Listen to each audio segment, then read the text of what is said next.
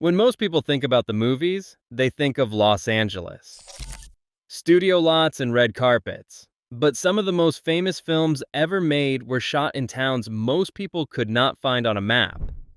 Towns with a single traffic light and fewer residents than a London housing block. These are 10 small American towns whose identities were rewritten by a single film. Some were saved, some were overwhelmed, but all were changed forever. Now let us begin. Number 10. Woodstock, Illinois. Population around 25,000. A quiet town with a handsome square 60 miles northwest of Chicago. In 1993, Harold Ramis chose Woodstock as the filming location for Groundhog Day, starring Bill Murray. The film was set in Punxsutawney, Pennsylvania, but the producers found it too remote, too far from the production facilities they needed. Woodstock had the perfect square and became Punxsutawney on screen. When filming began, a quarter of the businesses on the square were empty. After the film's release, visitors started arriving, not just from neighboring states, but from Spain, from Japan, from Ukraine. People flew halfway around the world to stand where Bill Murray stepped into the same puddle over and over. Today, the town holds an annual Groundhog Day festival that draws thousands. The bed and breakfast where Murray's character woke up is now called the Cherry Tree Inn, booked solid every February.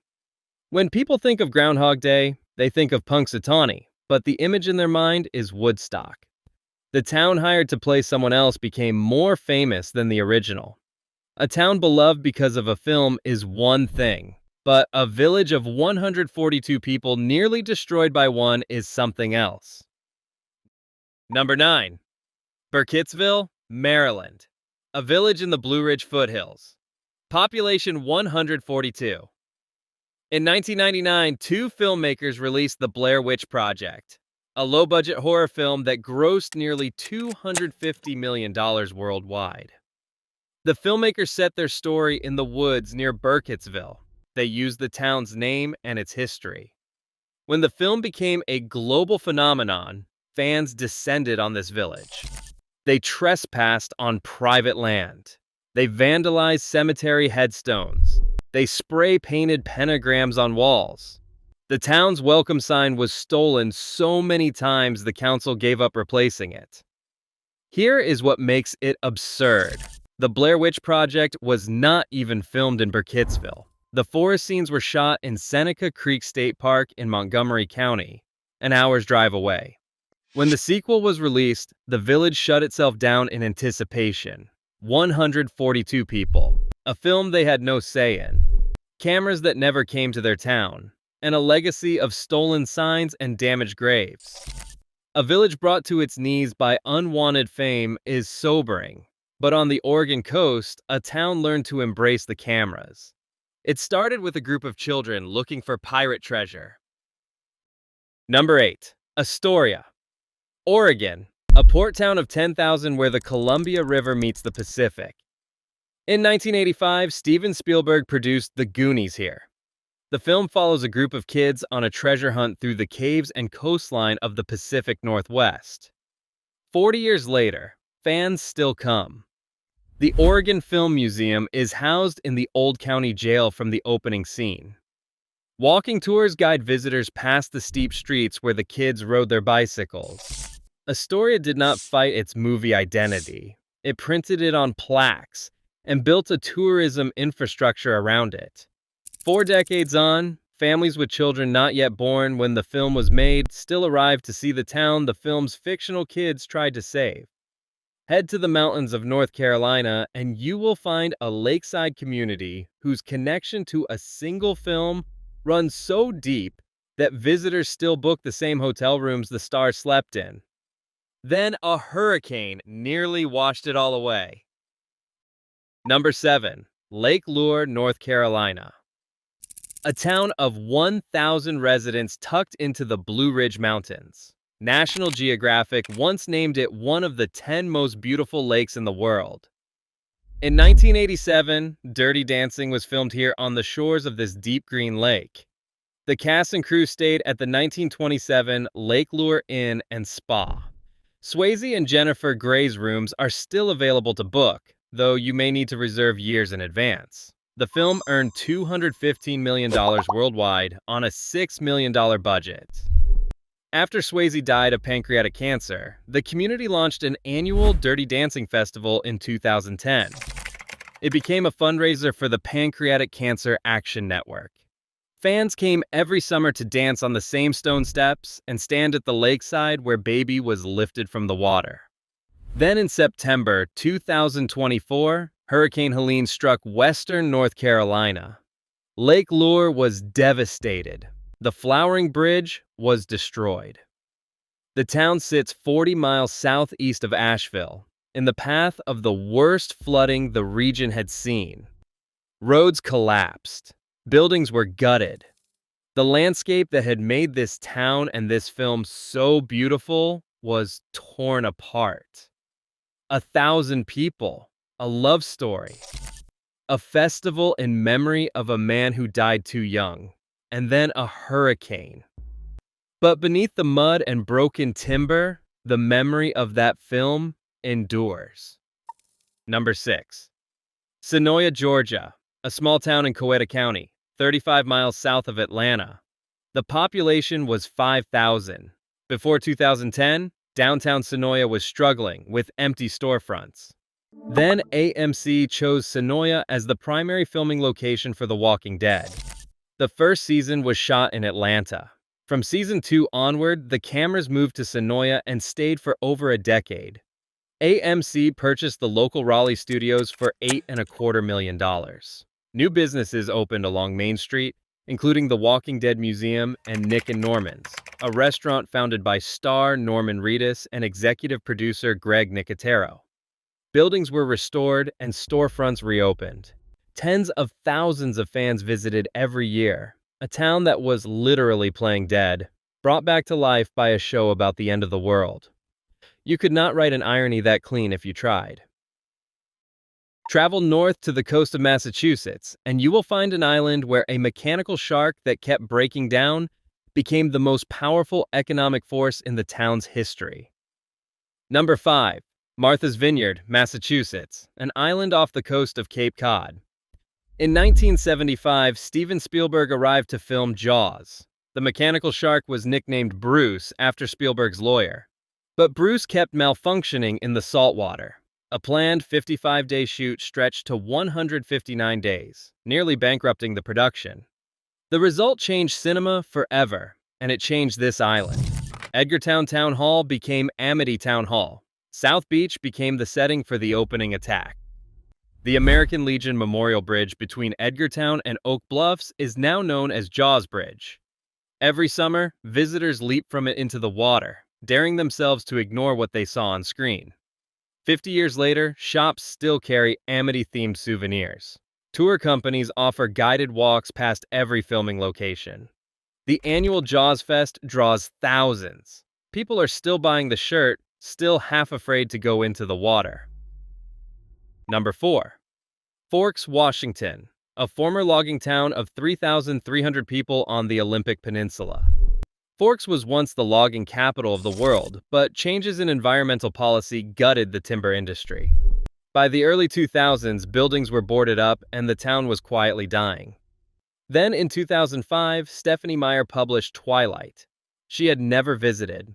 She searched online for the rainiest town in the continental United States, found Forks, typed its name into her novel, and everything changed. In 2004, Forks received about 5,200 visitors. By 2008, nearly 19,000. By 2010, over 72,000 every year. The films were never shot here. Forks was constructed using locations across Oregon and California, but the fans came anyway. A local restaurant created the Bella Burger and gave away plastic vampire fangs with every order. An estimated 70,000 pairs of plastic fangs have been handed out over the years. Before Twilight, food, retail, and accommodation made up 16% of the local economy. By 2023, it had doubled to 32%, and 2024 was a record-breaking year. A town saved by a story that was never filmed there. Storytelling as salvation. Number 3. Mansfield, Ohio. a former manufacturing city of 47,000 in north-central Ohio. In 1993, Frank Darabont filmed The Shawshank Redemption at the Ohio State Reformatory, a crumbling Victorian prison, closed for decades and headed for demolition. When the film opened, it flopped. Years later, on home video and cable television, it became one of the most beloved films ever made. It still holds the top spot on the Internet Movie Database. Greatest Films List. The prison was facing demolition. Residents fought for its survival. The city sold it to a community group for $1. $1. That building now attracts around 170,000 visitors every year. A Shawshank Trail guides fans to every filming location across the city. The hotel where Brooks stays after his release. The pawn shop window Red peers through. The countryside oak tree. A 2019 report estimated $16 million in annual revenue. Frank Darabont has stated the film has provided $200 million in economic benefit to Ohio. A prison sold for $1. A film about a man who refused to give up, and a city that refused to give up on the building. Number 2. Dyersville, Iowa. A farming town of 4,500 people. Nothing but corn as far as the eye can see. In 1989, they carved a baseball diamond into a cornfield here and filmed Field of Dreams. The site now attracts hundreds of thousands of visitors each year. In August 2021, Major League Baseball held a regular season game on a temporary stadium next to the original diamond. The Chicago White Sox beat the New York Yankees 9-8 as the sun set over the corn. The broadcast drew the highest regular season ratings in 16 years. The first Field of Dreams Music Festival in 2025 brought 35,000 fans over a single weekend, generating $11.2 million in economic impact. That same year, the site hosted 637 youth baseball teams, a record, bringing in another $14.2 million. The property has launched a $120 million capital campaign for preservation and expansion. Keith Ray, who runs the property, has described it as Iowa's Mount Rushmore. Doug Recker, a local resident, put it more simply. The town now has 4 stoplights, which is 3 too many. 36 years later, people still walk out of that corn and onto that diamond, exactly as the ghosts did in the film. Number 1. Marfa, Texas. Population 1,800. A cattle ranching outpost in the high desert of West Texas. No traffic lights, no chain restaurants, 1 cinema. In 1955, the cast and crew of Giant arrived here. James Dean, Rock Hudson, and Elizabeth Taylor filmed on a ranch just outside town. The big skies and empty land became the backdrop for one of the great American epics. Dean died in a car crash weeks before the premiere. He was 24. The film left a mark on Marfa that never faded. Decades later, the Coen brothers filmed No Country for Old Men on the empty highways surrounding the town. Javier Bardem walked those sun-bleached roads with a cattle bolt gun and turned the landscape into something haunting. There Will Be Blood used the same stark terrain for its tale of oil and obsession. But Marfa's transformation runs deeper than any single film. In the 1970s, minimalist artist Donald Judd left New York and relocated here permanently. He established the Chinati Foundation. 340 acres of large-scale art installations in the open desert. Enormous aluminum boxes catching the light. Concrete cubes stretching across an old military base. The art world followed him. Galleries opened on dusty streets that had known only feed stores. Boutique hotels appeared where cattle pens once stood. Vogue, the New York Times, and Architectural Digest all wrote about this town of 1800 in the middle of nowhere. And then there are the lights. Since the 1880s, residents and travelers have reported seeing the Marfa lights, glowing orbs that hover above the desert floor after dark. They drift. They split apart. They vanish. The town built a viewing platform 9 miles east on Route 67. People pull over on warm evenings and watch the horizon in silence. 1,800 people, one cinema, more than 100 years of film history. And beyond the edge of town, past the last building, past the road, past the place where the pavement ends and the desert begins, the lights still appear. No camera running, no explanation offered. Just the empty land and something no one can quite account for.